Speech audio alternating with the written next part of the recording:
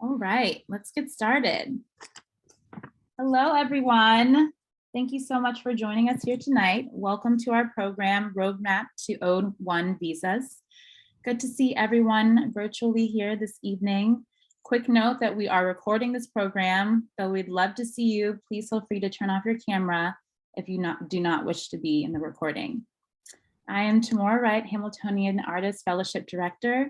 I'm very pleased to be introducing this program as we revamp our professional development workshop series. A part of Hamiltonian's new model includes a series of talks presented by the mentors working with the fellows, who will provide insight into the current state of the arts communities, and topical discussions. Look forward to mentorship talks by Gina Osterloh on arts that use strategies of abstraction to address and activate issues of identity, race, gender, visibility, and opacity, and Michael Dax Icavoni on how to do an artist talk. Tonight's mentor, Naoko Wowsugi, is a Hamiltonian alumni and first-generation immigrant and community-engaged artist who lives and works in Washington, D.C. Naoko's interdisciplinary projects ranging from conceptual photography to socially engaged art explore the nature of belonging and inclusive community building while it highlights and fortifies everyday communal and interpersonal identities. Naoko is also the founder of Extraordinary Artists International along with Antonia's Bui. She will talk more about this special project and how it's inspired tonight's discussion. A little bit about us before we jump in. Hamiltonian Artists is a dynamic catalyst for DC's creative economy and a vibrant center for contemporary art here in Washington, DC. We are a 501c3 nonprofit. At Hamiltonian, we believe that access to information and experience on how to navigate the contemporary art industry creates confident artists who will make well-informed decisions regarding their careers. In turn, artists will positively impact our society and economy. Thus, we present our professional development workshops focused on helping artists in the community advance their careers outside of their studio walls. During these interactive lectures and workshops, established artists and art professionals offer candid insight into the art market and practical strategies for financial literacy, career development, business etiquette, and entrepreneurship. Here on the panel, Naoko is joined by Adriel Luis, community organizer, artist, writer, and curator who believes that collective liberation can happen in poetic ways. His life's work is focused on the mutual thriving of artistic integrity and social vigilance. Adriel has curated projects in a range of international venues, including several museums across the Smithsonian in Washington, D.C. Also here today is David Camacho, an immigration attorney who has been working with artists and creative professionals for over a decade.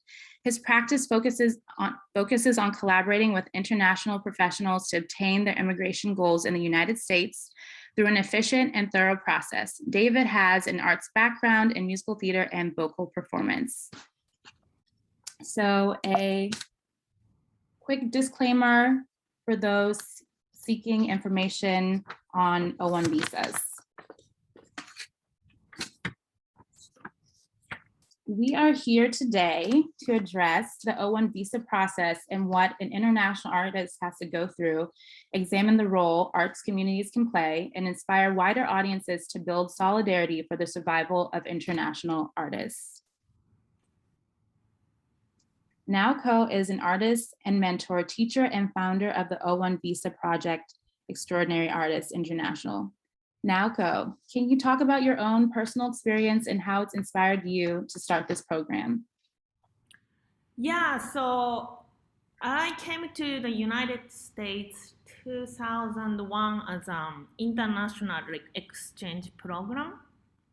Then, I went, it was 1 year to stay, and I, learned about contemporary art. It really excited me, and I wanted to, study more. So I came back and I finished my degree, then realized I had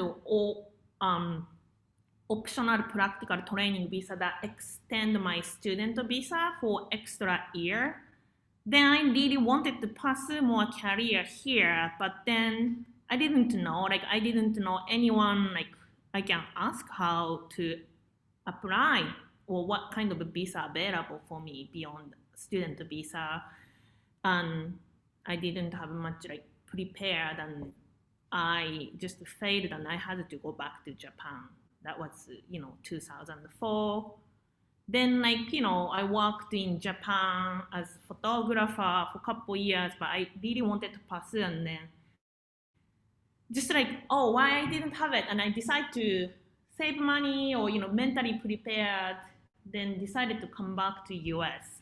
So I came back to US 2010, and then until now I obtained 3 student visa followed by 2 OPT, like 2 extra year to stay United States from student visa. Then I had like 1 H2B work visa. Then after that, I applied, maintained 3 O1B artist visa. Then last year I got the green card. Then yeah, just like those extensive visa process, I had to go through almost like no guidance, but like David as my attorney. And then I learned I need a lot of help from my art community, but no one knows about this process. And then I struggle when this application process, require a lot of like help from my professional network. I just did not know what I had to deal with. Then after I get it, I started helping a lot of international artists, and then they have not much resource. They always have like same struggle what I had. So last year when I get the green card, I just like wanted to have like share the resource what I learned from the process. That's how I come up with establishing this initiative to share the what I experience for international artists. That's great. Thank you, Naoko. Adriel, can you talk about how you've supported international artists through your work at the Smithsonian? Sure. Thanks so much for having me, Tamura and Naoko, and it was good to see you, David. Good to meet you, and hi everybody. I'm tuning in from Tavangar, which is also known as Los Angeles, and I prior to coming here, I'd spent about 8 years in Piscataway Land, Washington D.C., and I think you know, living both in LA and DC, they're both very international, global spaces for very different reasons, right? Like, of course, there's like a lot of diversity embedded here in Los Angeles, where in DC it's diverse as a community, but also a place where you have these embassies and people coming in from all these different places. And I remember when I first moved to DC, I thought that I was going to get a very specific kind of American experience, like a very red, white, and blue, eat a hot dog kind of experience, and living there has really shown me the different layers of what it means to have an American experience. And I think for me in particular, I learn so much about what it means to be American when I'm traveling internationally. I also learn a lot about what it means to be American in international art shows. It was like really going to places where American artists were part of a collective of artists from throughout the world that really helped me understand not only the ways that makes American experience unique, but also ways that makes it connected. And so where I work at the Smithsonian Asian Pacific American Center, one of the things that my team and I have really been interested in shifting is this idea of what it means to say something like the Asian American experience, right? Like I think when people think about like any kind of like hyphenated identity or experience, whether that's Asian American or like Latinx American or African American, oftentimes it's connected to this idea of having a citizenship or having a green card. And again, like I think so much of how I, as somebody who was born and raised in the US, have really come to understand just this country that I live in is by interacting with people who come from a range of experiences, as immigrants, as nationals, as visitors, as undocumented people, right? And so at the APA Center, the Asian Pacific American Center, and also I would say by extension at the Smithsonian, we've really been interested in kind of breaking out of this box that can oftentimes seem like a very limited idea of what the American experience is.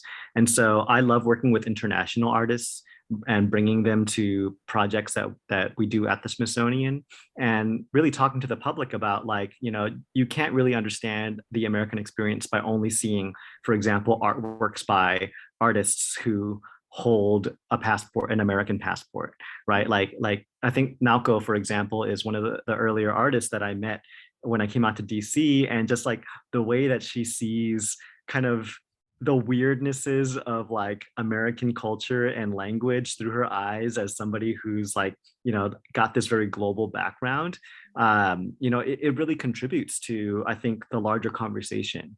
And so as a curator, I'm interested not only in working with international artists, I'm also interested in working with American artists in other countries and creating these exchanges. And my hope is that this kind of work is something that can also be reflected in the works of other curators, especially incoming curators and incoming people at the Smithsonian who are also coming into this idea of an American experience from a more global lens. That's wonderful. Thank you so much for the work you do. Naoko, you mentioned support systems to assist emerging international artists. Could you all talk about what that means to you and the different ways you have assisted international artists in the process? So the project I wanted to make a support system to assisting emerging international artists. So as I said, you know, when I started applying visa, I learned I didn't have much role model, guidance, resource. I became the resource for a lot of my international artist friends who I went to art school with. But I don't have any legal advice. Like, I cannot give legal advice, but I'm sharing my experience. And actually I forgot to tell, like, I spent like more than $16,000. Then just like, as an international artist who just graduated, making that much money to obtain my visa is another like struggle. Then the visa, so just like, I think I focused on more emotional preparedness for all my friends, like this is coming and then everyone have to go through. And I feel like it's more systematic issue, but only international artists have to deal with. We don't know how, we don't have a bigger power to change because we don't have any right to vote. So I mean, I've been just helping a lot of other international artists. Yeah. Are there any other specific support systems that you guys can think of, just ways to kind of think of how we can support international artists and pave the way towards that process, the application process? I mean, could you, sorry. Oh. If you don't mind to go one more slide up or down, I forgot how many years they can stay. I think maybe one up. I'm sorry. Okay.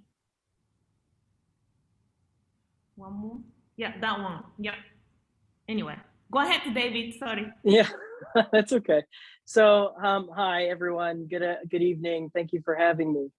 I think one of the most important things in terms of support system is starting early. If you know that this is something you want to explore, really trying to make connections with people that might eventually be people that might sign recommendation letters for you, or people in your network that might, if you're an artist, a fine artist, for example, someone who might have a gallery or might be a curator, because you're going to need these connections as you get into the place of applying for the for the visa. And the sooner you're able to build those relationships, the more they'll help you throughout the process. And then the other thing I tell everyone I work with is any people that graduated a year before you who've been through the process, they're going to be great resources because they're going to, number one, know some of what the process is like. So they might be able to help you emotionally. And then number two, they could also be support for recommendation letters, or, you know, people in their extended networks can also help. So if this is something you're going to look into, the earlier you start really building those relationships, the more it will help you in the long run. David, as a lawyer, can you tell us what this process is like, and what do you tell artists in their first steps approaching this process? Sure. So one of the misconceptions actually is that it's, number one, for famous people, the O1 visa for people who are extremely along in their career and famous. And then number two, that it's extremely difficult. And one of the things I like to tell people right up front is that it is not necessarily for famous people. You know, people who are just graduating from college or finishing their program can qualify. And in fact, at least half of my client base is that group. And then it can be a difficult process, but it doesn't have to be. And it's really important to, like I said earlier, start as early as you can in your planning. And then also start, if you're thinking of working with an attorney, for example, think about contacting them, you know, a year before you plan to start. And that way they might be able to give you some advice about the types of things that you might need, because the worst thing you want to do is get into a situation where you don't have enough time. We don't ever want to rush getting the application together. It's very important to be precise and clear and straightforward with how you're presenting your work. But then the thing that you can't really control is how long the US government will take in processing these things.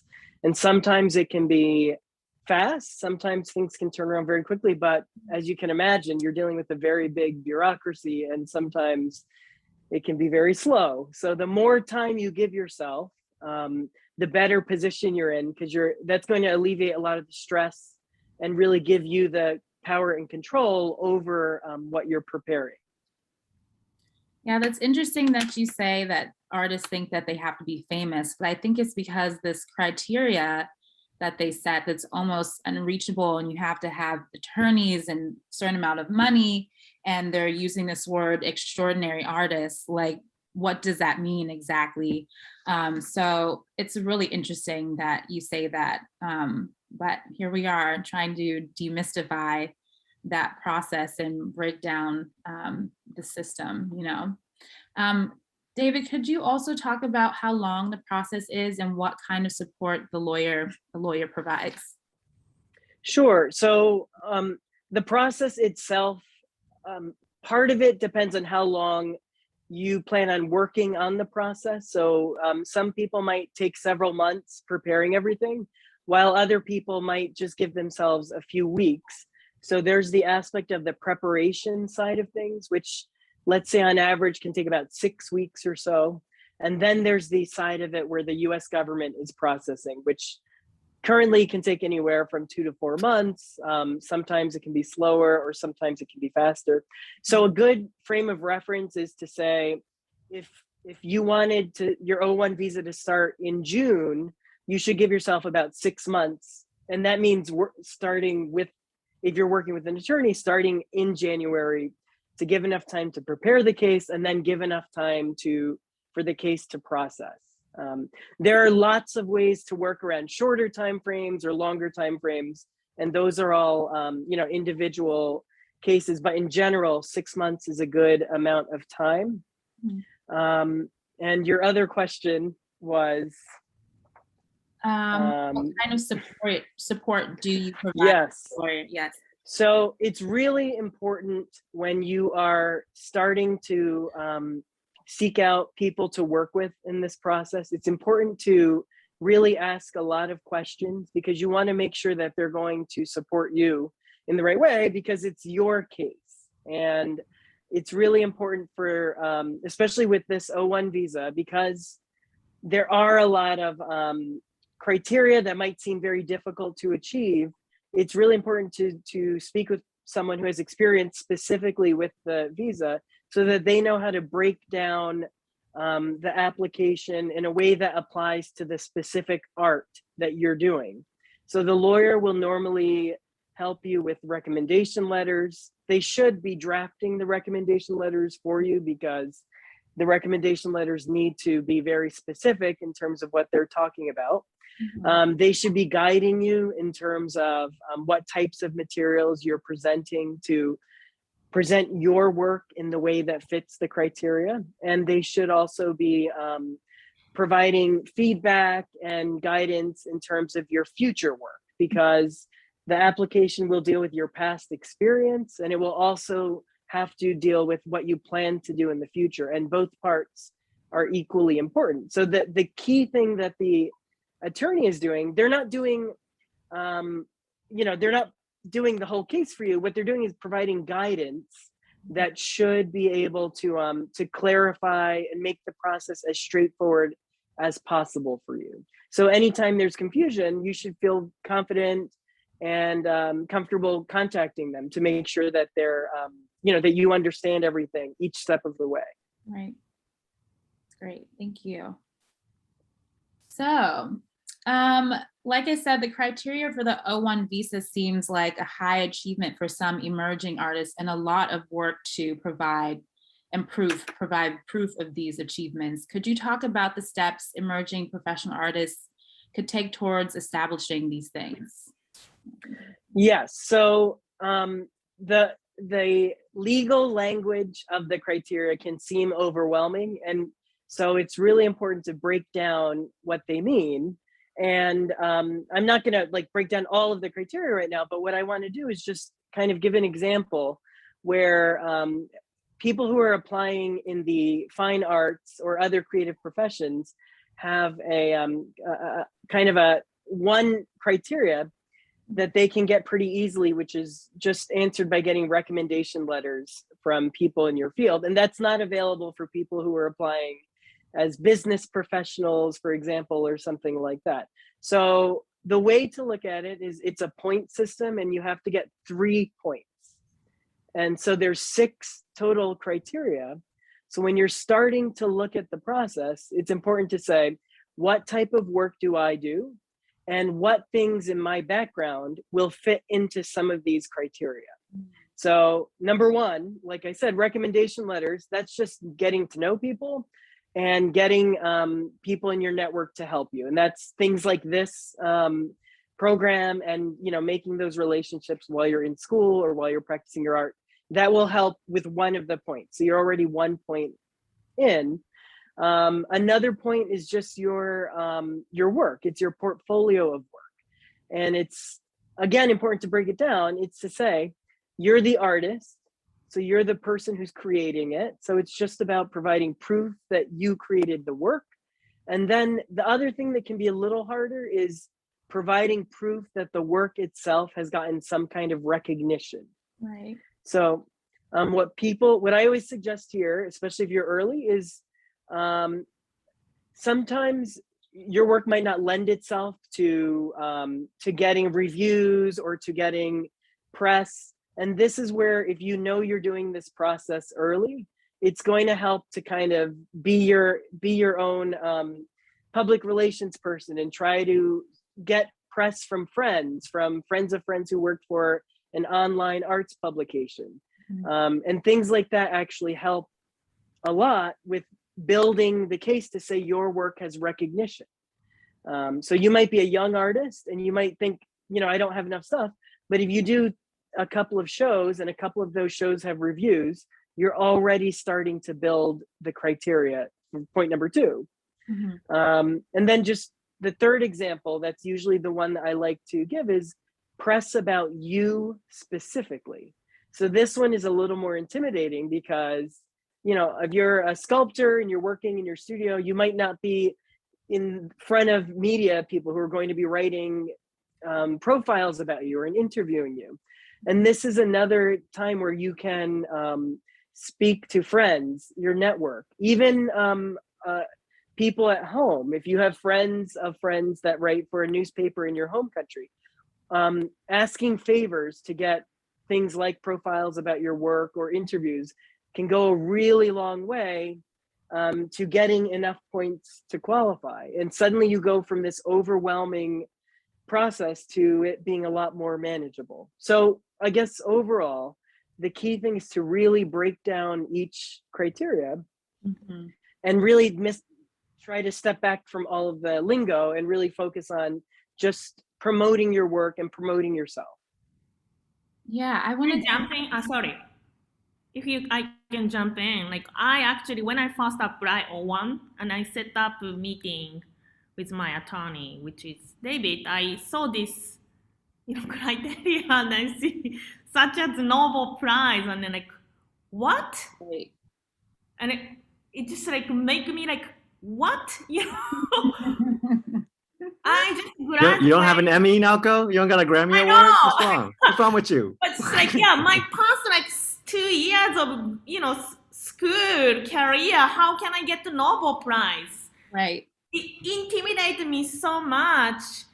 But then, David called me and then like, going through and then just like, I have to say, it's so important. Any small thing you think you made, like you have a show, you make sure if it's DIY or anything, you make sure you make like flyer, you promote like all the promotional material and then try to talk to any art professional what you're doing. Passionate and they might like about it and just like any small like press it actually helps, so just be proactive and then it was really important. So it's intimidating but you have to deal with it and be proactive, don't be shy, like this is your survival, it's your life in America. Yeah, I would say. Sorry. I was just gonna say, like, I mean, I've seen the, like like these criteria before, and like I've worked with artists who have gone through this process, and I'm like, I'm intimidated, like I'm like I need a, like I need, yeah, like you were saying, Naoko, like I need a Nobel Prize. That's your example, and I think that like I try to, now that I've worked in government for a while. I can kind of like see like sort of behind the scenes, like somebody typed this out and they probably don't have like a really, like broad understanding of like what awards are out there. So they're just typing it out in their office and they're like, what's an example of an extraordinary award? I don't know, an Emmy, a Grammy, right? And then so like they put that out there and then it looks like, like I could see why that would turn a lot of people away. So just try to keep in mind that that's probably more of a bureaucratic kind of like, government worker language than it is like an example of something that actually sets the bar of an award that you have to go for. Would you agree with that, David?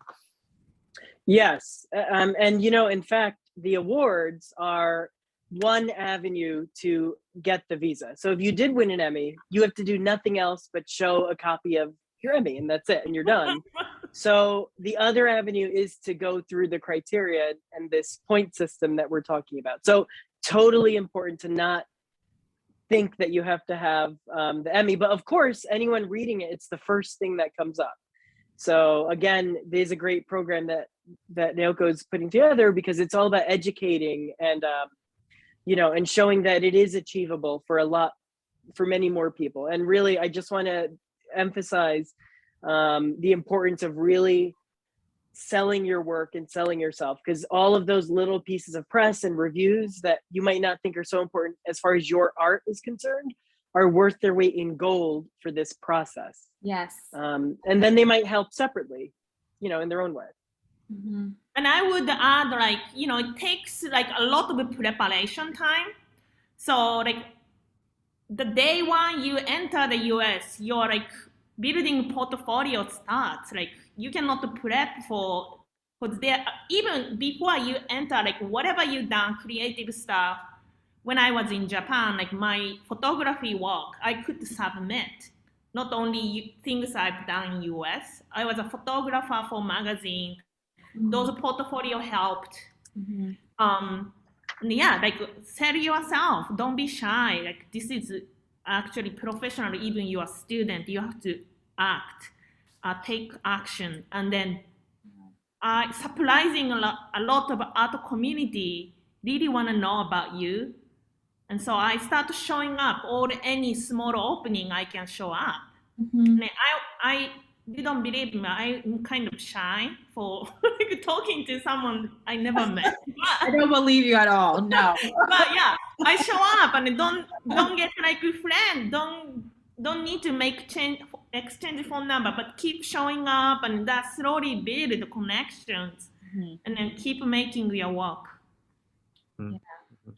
I mean, I consider a high achievement as having a solo exhibition or working in a museum. That's high achievement to me, not having an Emmy. I mean, as an artist, that's a really, really big deal, right?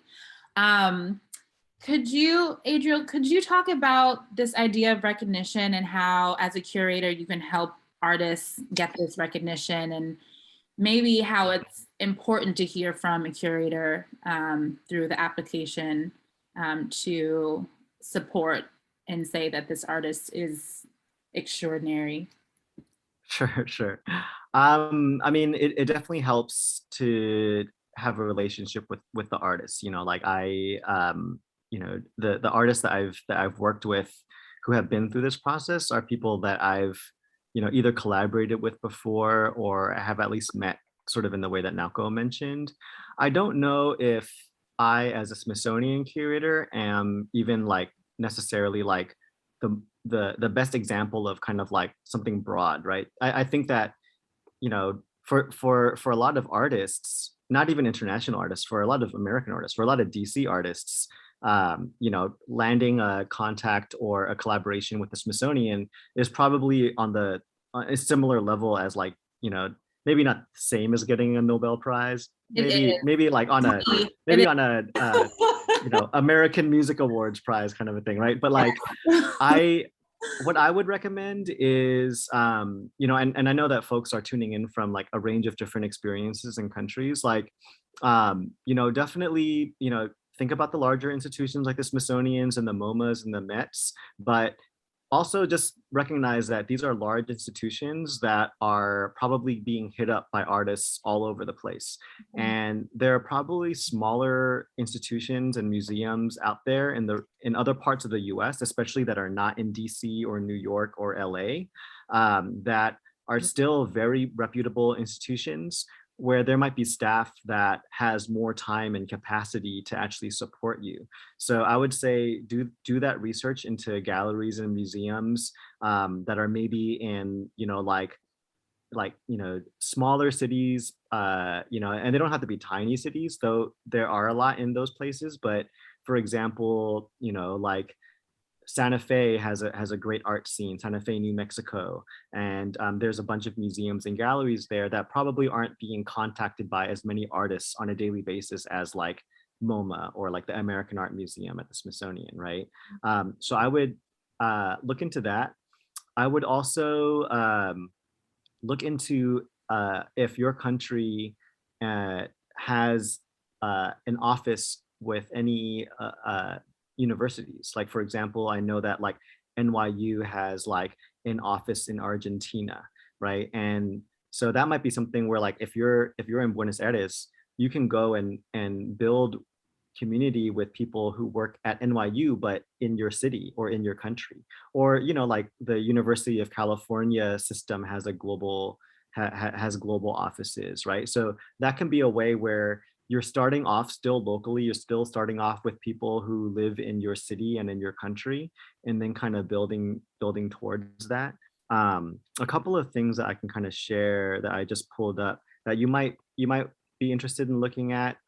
They may or may not be helpful, but Smithsonian has an international relations office. And they do some programs and exchanges, but I would say, for example, like if you just like looked at the American History Museum and like found a random staff person and emailed them, they might have a harder time understanding how your work might be relatable to their work versus if you actually like hit up like the Office of International Relations. Or if you're an artist from Asia, maybe you might look at the Frere Sackler. If you're an artist from Africa, you might hit up the African Art Museum. That might be a way, like, especially for an institution as big as the Smithsonian, like, like find a specific museum, or if it's like a large museum like the Met, find a specific office or department where you might actually find somebody that can help you. NYU, for example, has a program called the Global Art Exchange. A lot of it does focus on the Asia and Pacific region, but like you'll see they've done stuff in Buenos Aires, for example. And you could even like take a look at, like they do a conference every year. So if you're interested in finding support from, not only NYU, you could take a look at this and see that there's like curators and speakers that represent different countries. Like the last one I just went to a few weeks ago, there were curators from South America, curators from Europe, curators from continental Africa. And so, and of course, Asia and the Pacific. And so you might find folks there. And I would say one more tip I can offer is like, when you're searching, let's say you're searching for museums and galleries, American museums and galleries, and not quite sure, like, because there's probably a lot of galleries out there that are focusing very locally. Maybe they don't work with international artists and things like that. And it's also kind of like, what do you Google? Like museum international or gallery international. So some keywords, like diaspora, transnational, like they're, like you'll still get like they're a little bit more specific than international or like global, right? Like diaspora and transnational are kind of words that like curators and art people and like people in academia are throwing around like a little bit more specifically. And so if you search, for example, like transnational exhibition, you'll probably see some examples of exhibitions. And then you can see which galleries and museums have hosted those, and you'll know that they're sort of like a little bit more in tune with working with a global array of artists. Woo, I'm blown away. That's a lot of amazing information. And I love that you talked about research and also artists looking towards smaller institutions. I feel like we have really big goals as artists and get so blindsided, but these smaller institutions are willing to lend out a hand and work with us and do great programming and collaboration. So that's really important that you said that. So thank you so much, Adriel. I think we have another slide about costs, which is a bit it's mind-blowing. It's expensive, but it's worth it, right? Like in the end, and Naoko, you could talk about your experience and, it's expensive as someone just graduate school and then have to find the funding because I'm not like, rich kids. Mm-hmm. But yeah, like if I get this visa, I can continue my practice here, and I can continue like expanding what I'm making. So it's necessary, but sometimes it's just like someone cannot afford this, cannot stay. It's not fair. Plus, someone not can afford this, be called illegal immigrant is. I have to really question about these settings, who they are targeting and who they are like, expecting to do this. Right. Because not all artists can afford lawyers. And as you see, like none of this money is refundable. Right. If the case is denied, and if the case is denied, you have to wrap up all your life within as soon as possible. I mean, I thought it's within 2 weeks, but it's less than that. You have to leave. Like, it's awful. It's like, what do you think about my life I developed here? But even though I knew I choose to come here, so I really think like this is not the individual issue. Applying O1 visa is not the only individual issues. Like someone's divorcing, like, then I really need community support and like American people who have right to vote need to learn about it. Mm-hmm. That raises a question for me about grants and grant money. Are there programs to provide this grant money to support this international visa process? Like, I think that would be really smart. We have all of these grants, money flying around, but are there any that's specific to this process because it costs so much money? I think that would be really supportive and a really great place to start, but I'm not a philanthropist. Maybe one day. I would like to. You must know. Yeah, something. Yeah, no, just I would like to address to the costs. When you're starting this process, one of the really important things to do, because it is expensive and it takes a lot of time, is really make sure, if you're talking to an attorney, make sure to ask them, do I qualify? Do you really think I qualify? And really push for their most honest opinion. No one can give you 100% assurance, but if you're doing this type of work with enough people, you have a pretty good sense of what can qualify versus what can't. So if someone doesn't look like they qualify, I'll tell them, which things they need to work on before they apply, because it's not worth spending all of this money and all this effort and all this anguish if it doesn't even look like you have a chance to qualify. So really important to really ask, be straightforward, ask, do you think I qualify? And then one thing I see a lot of people do, it may not always apply, but if there might be situations where your employer might be willing to help with some part of the application fees.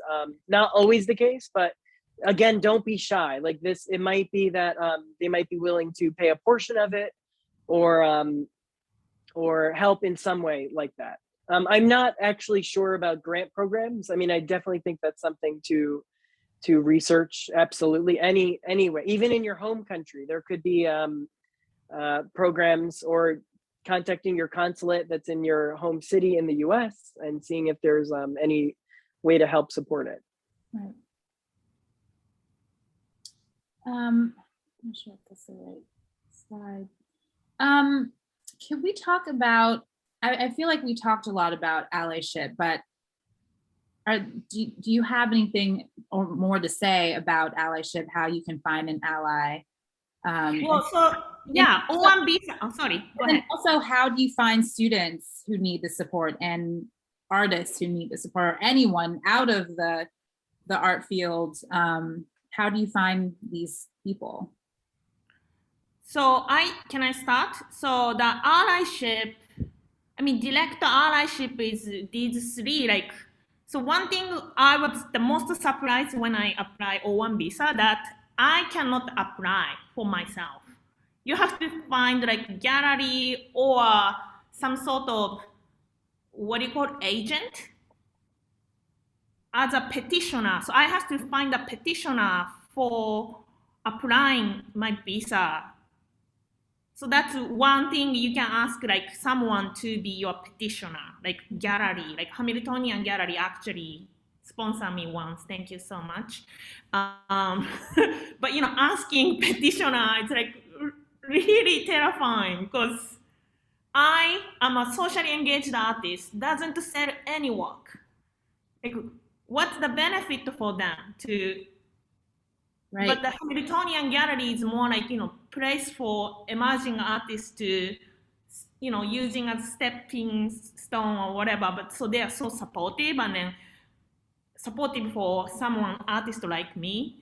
It worked, but how other artists can find those petitioner and then recommender but recommender is they can qualify how great you are as an artist, and itinerary is when you apply one visa, you can apply for up to 3 years. Mm-hmm. But you need event filled up for 3 years.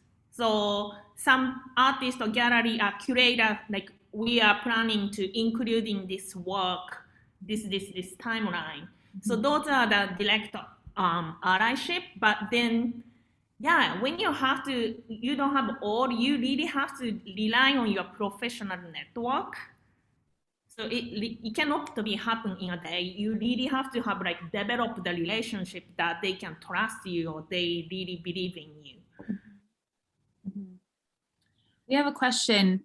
Can you apply for a O1B yourself, or do you have to have a petitioner? So you cannot apply for yourself. So you'll do all of the work. You'll most likely pay for it. It'll be based on your experience, but you are not allowed to apply. It's actually that a US-based company or an individual based in the US is petitioning the US government so that you can get a visa to work in the US. And if you start the earliest part of this process, it's important to understand that the future part of the process is equally as important as your own past experience. So these things like Naoko is talking about, your petitioner, your future work, you have to have, future work lined up. Those are things that, again, you should make sure you understand from day one when you start working on this process. And so the petitioner there can be a broad range of people or companies that can serve as your petitioner. So don't be intimidated by it. Just make sure that you're asking the questions so that you're educated and know who can help you in that role. That's awesome. Sorry if I can add something, like, none of being these allies doesn't like have any like financial responsibility. But I'm wondering what the legal responsibility they have to have, David, to be these direct ally. Yeah, I mean, for all three of them, it's just really to not lie. So if you're someone's sponsor, you're their petitioner, and you say, this person is going to work on projects with me every winter for our Christmas gala, then you're telling the US government that's what they're going to do. So their responsibility is really just to fulfill that. Of course, if one of the winter galas got canceled in 2 years because of something unexpected, that's okay. But as of the time that you're signing a letter of recommendation or a letter about future work, it's just about, there's no other responsibility aside from whatever you're saying. So it's just important to just always be straightforward and honest in terms of whatever.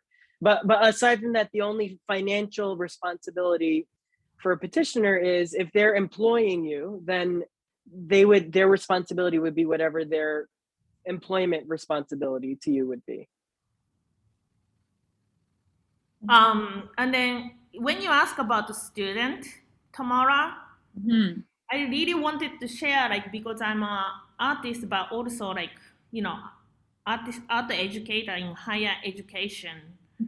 So like I wanted to, talk about like institutional like allyship, like I've been witnessing like growing population of international students, and it's like national phenomenon, like including art program, and then like I don't say like all the international students should stay in the US, but they should have like option or know the skill what they're like if they wish to stay.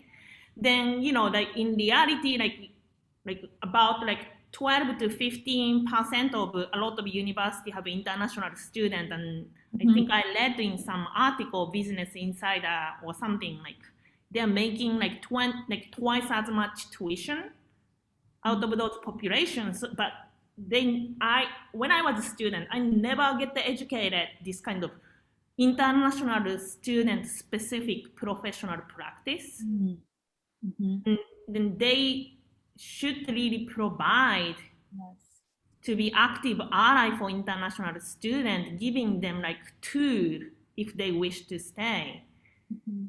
Yeah, like as early as possible, so they can see that their future, what they want. They can really question what they want to do after they graduate. Yeah, that's a good point. I think that's also important. I'm looking at time. Okay, I have a few more questions. Oh, well, actually, let's talk about Extraordinary Artists International. Naoko, could you specifically talk about this initiative and what it seeks to do and what the future of EAI looks like? Yeah, so this project is a collaborative effort with many artists, not only me. And there's a lot of other creator, illustrator, artists helping to do this, and then we are trying to support champion international artists and make a support network for someone, especially applying O1 visa to continue their practice. And then for the first project, we are developing a guidebook called Extraordinary Artist International Roadmap to the O1 visa. Then right now it's still developing, and we are like actively applying for grant to realize this publication.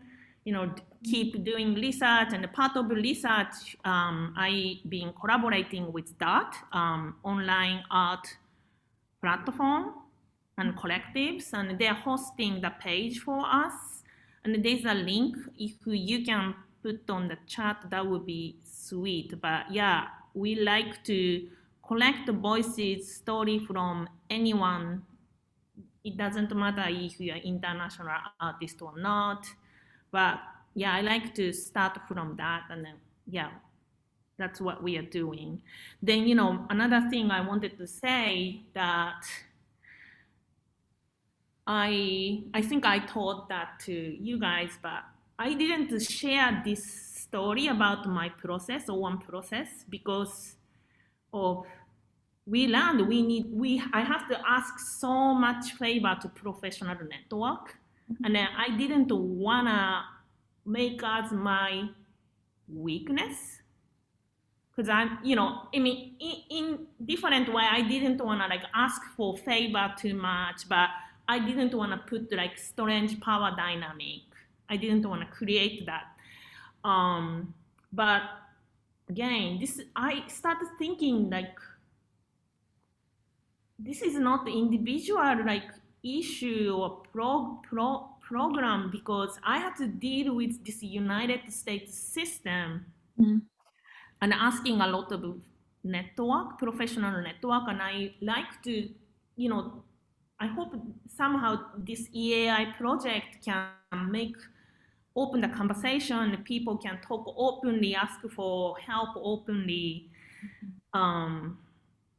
Yeah, cultivate more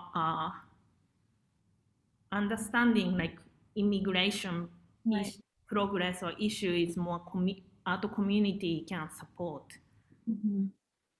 Definitely.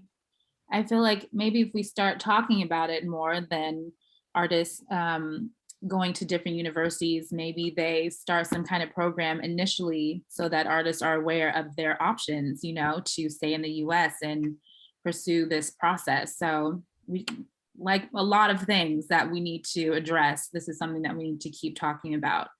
I have more questions, but I want to open up the chat for people to ask our panelists some questions, so feel free. Yeah, question or any participant, you know, have went through this process and wanted to share any tips. And thank you all for the work you do and just your contribution and working with international artists. We have a question. How do you find a lawyer? There's a website called AILA, A-I-L-A. I think it's .org, but they have a find a lawyer link. It's the American Immigration Lawyers Association. So they have a link where you can find a lawyer in your location, although you don't necessarily need to be in the same physical location for this type of work. And then also like your state bar association also has like a find a lawyer thing. But the thing that I always hear from people is really your friends. If you know people that graduated last year and they now have their visa, that's the best kind of way to get to know someone, because you already have the built-in trust that this person did this type of work, to help them. Can I add something? So David was actually my lawyer, but before I worked with David, I met different lawyers. Like some people just asked me to pay for first 30 minutes meeting for $200, or like these are many different lawyers, like about the cost or their attitude, and just like I pick David, just like just you only have 30 minutes or less, 1 hour, but you have to sense it. But like I pick the lawyer, like, okay, this person feel like talking honestly to me, and they listen to me, and then they try to comfort me. Then I picked him because it's kind of a gamble, right? You have to pay a lot of money and you don't really know you get it or not. And at the end of the day, if I got denied, I want to work with the lawyer. I don't regret to work with them. Mm-hmm. And that's how I picked David. Now I have a green card, sorry. It's the right lawyer. But really, it is important to feel comfortable, and to, really, like Naoko said, I think it's important to feel that your questions are being answered. And so really don't feel pressure. Don't feel like you have to, even like if sometimes it's better to find, it depends. Some people might do no fee consultations, and that might help if you're a student and you don't have, you're really testing around to see who is a better fit for you. So just always take into account all the variety of things and really trust your gut, but make sure they're listening to you and that they know or sound like they know what they're talking about, because it'll be hard to really know that in a short time. And then make sure you ask about what the service include, because some lawyer ask, hey, if your case have got the trouble, like they ask, the USCIS ask extra evidence. Mm-hmm. We need extra this much money, or like they gonna draft the letter for you or what. So you have to really go detail of what the service entailed. Mm-hmm. We have a couple more questions. Are there any organizations, communities, people that help emerging artists get some PR, or how does that even go about generating that PR?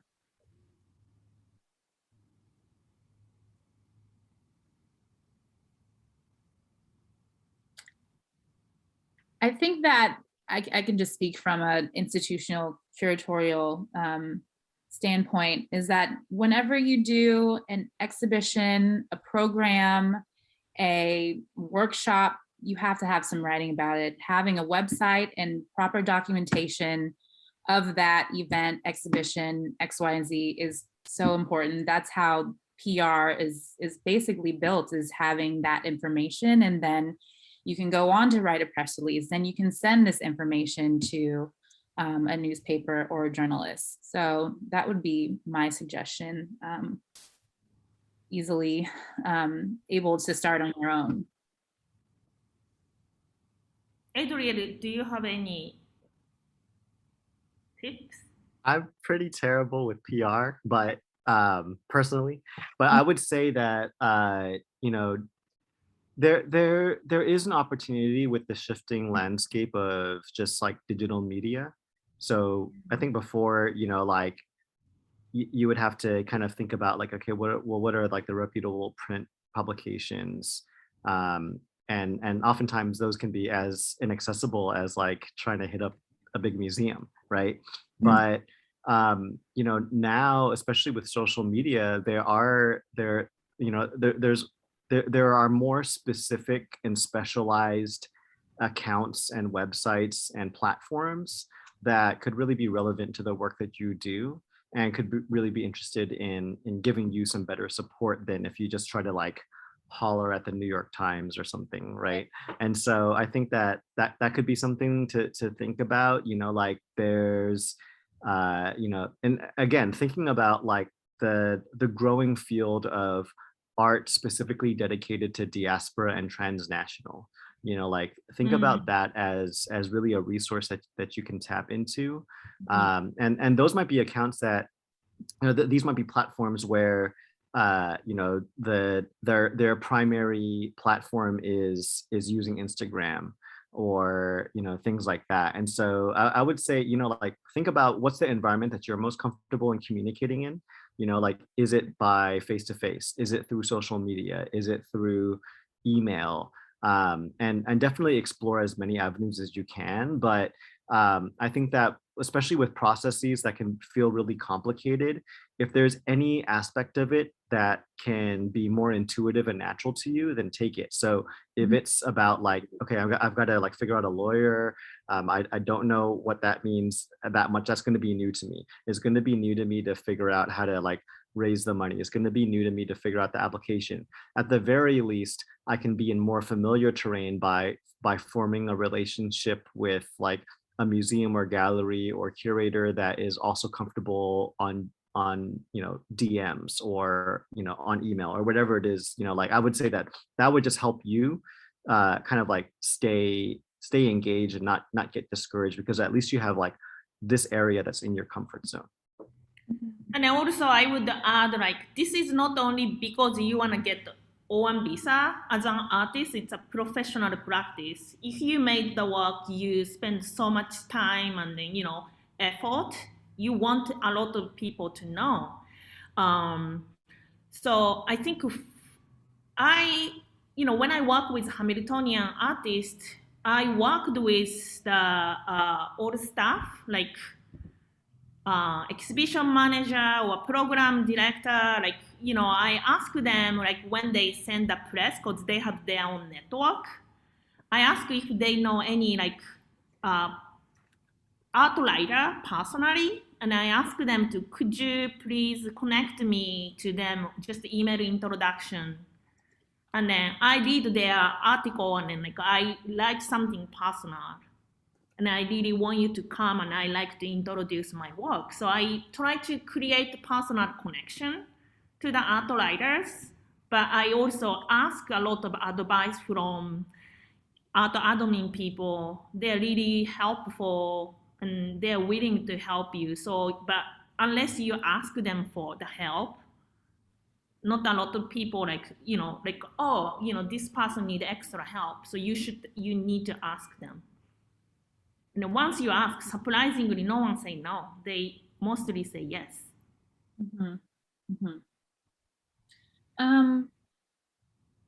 I have another question, and this will probably be the last question as we're running on time. Someone's asking, any tips on how to get your work exhibited and how to make connections with fellow artists and allies?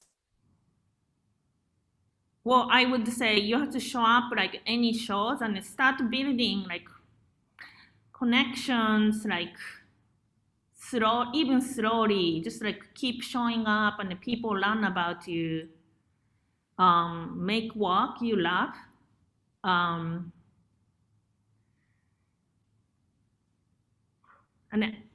Apply for the things. And like if you're not the international artist, but you are Americans, want to help international artists, help their lighting, or you can check their application, because so many American friends I have, they help me that way. It was really tremendous help. Yeah, I would say. Oh, I'm sorry. Oh, no, go ahead. I was just gonna suggest asking even people that are recent graduates, someone with a small show that they're putting on that you might not think is prestigious will be very valuable for this application. So even young people that you don't think are as established, it is definitely worth looking into that to help pad out your portfolio for the application. Yeah. This is maybe like a little bit outside of the visa kind of realm, but like just a general tip that I always want to say to artists, especially young artists, is like have a website. Like have a website and have a portfolio. Like it's great to have an Instagram account, but I know so many artists that spend so much time obsessing over trying to like have their Instagram account.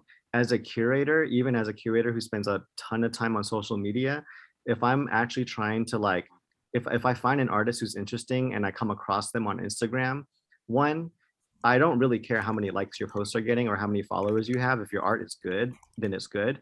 And then two, after I've seen a couple of your posts to get an idea of your work, I'm usually looking for a link to your website. And if you don't have one, it's harder for me to know how to contact you. You know, like sometimes I'm worried that if I DM you, I might not get hit back up. I want to be able to like get access to a longer bio, just things that Instagram is just not gonna, it's just not gonna do it all for me, you know? And so I've personally found that like the more time I spend keeping my, you know, like website and stuff updated, it actually ends up benefiting me more than focusing on my Instagram. And it's the same with artists too. So I would say like, just like your website is your ability to really present yourself in the way that you see fit. And I can't stress how much more important, how important that is, more so than like maintaining, you know, like a poppin' Instagram or social media account. And then the other thing I would say is like locally, go to the kinds of events with the artists that you would sort of like to see yourself as a part of, you know, the same world, right? Because then you'll go to those openings, you'll start noticing that there are the same kinds of curators that go to those kinds of shows. You become a familiar face, and you know, and it is helpful, you know. I mean, like I think all artists, we want to be the kinds of artists where like our work just speaks for itself, but at the same time, you know, like so much of you know, just so much of being an artist is about being in community with people, right? And so it doesn't mean you have to like form a like cult of personality necessarily, but it is important for people to know that you're a human being. And I think your story as an artist is going to be helpful in getting the attention of curators who can put you in shows. Sorry, one thing, Sai, I think he direct messaged me. He said, Tomorrow Naoko, David, Adriel, thank you so much. This was such an informative, helpful sessions. Can't thank you all enough for doing session like this, and look forward to future sessions, if any. Thank you. That's what I wanted to have. Yeah, and you can. I just emailed you, so you can contact me. Do you have any final word, David? Sorry, I started closing. Just, I mean, I think this is great. I think just learning as early as possible. I want to second that your own website is valuable even for the application, because if the government agent reviewing your case Googles you and they go to your website and it's well managed, clear, your resume is available and everything, that is so much more valuable than something that's very kind of arty, if that makes any sense. And they look at your website actually even as having more value than your own Instagram and stuff like that. So I second that. It definitely helps with the application. And just ask questions, you know, and start early. That's great. Thank you. Yeah, thank you. Yeah. No, I just like wanted to say, just don't be shy about asking help, and then you will help them back some other way. And this is just like, you know, this gift economy, you have to believe this gift economy. At the meanwhile, if you're American, like really like raise awareness, like I want you to take this issue. We have to follow this government guideline. I don't know, to me it's very arbitrary. But I want you to pay attention what international artists have to go through, like why this story is so hidden, why a lot of international artists doesn't share with that. And I think I want you to take it more communally or socially. Awesome. And this is the first step. Great. Thank you so much, Naoko, for the work you're doing. And you mentioned a workshop you'll be having in the future. So we'll definitely make sure to keep everyone updated and promote that workshop as well. Thank you so much. Thank you, Jocelyn. Adriel, this has been amazing. Thank you for the work you do. Everyone, this is the first of our mentorship series. So come back for more. This has been so awesome. And if anyone need to consult personally, you can reach out. Yeah. Thank you. Yep, All right, everyone, have a great night. Oh, now it's just my email. right If you there. want to reach out and thank you, Adriel, Tomora, David, and Hamiltonian Gallery. Thank you so much. We're happy. Thank you, everyone. Yes. Thank you. Thank you so much. Awesome.